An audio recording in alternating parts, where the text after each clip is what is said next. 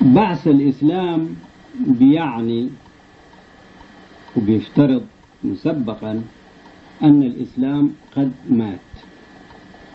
نحن ما عندنا أدنى شك في أن الإسلام في صدور الرجال والنساء قد مات، والإسلام اليوم لا يوجد إلا في المصحف.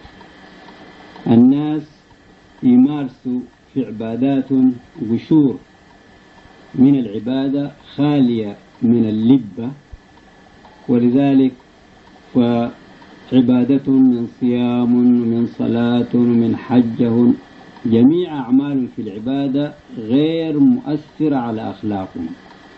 الناس يتعاملوا بأخلاق غير إسلامية في السوق وفي الشارع وفي المدرسة وفي البيت.